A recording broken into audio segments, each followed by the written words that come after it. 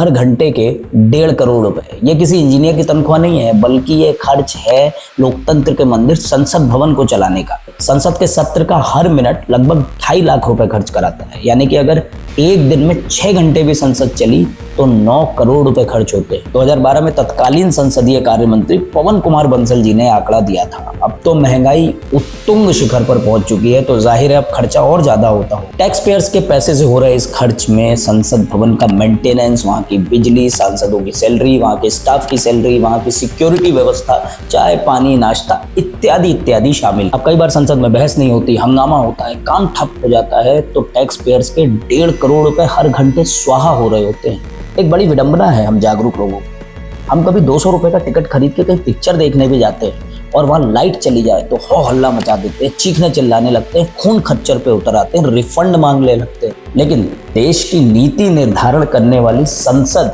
ठप होती है, कई दिनों तक हंगामा होता है, टैक्स पेयर्स के करोड़ों रुपए उसमें स्वाहा हो रहे होते हैं।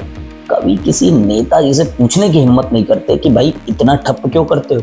ये जागरूकता केवल सरकारी दफ्तरों तक सीमित होती है। जब हम खोलकर कहते हैं भाई तेरी तनख्वाह हमारे पैसे से आती है, तो यहाँ भी तो हमारे ही टैक्स के पैसों से संसद चलती है और कई बार हंगामों का शिकार हो जाती है। कई बार वहाँ मिर्ची स्प्रे फेंका जाता है, कई बार वहाँ पर नोटों की गड्डियां तक निकल चुकी है।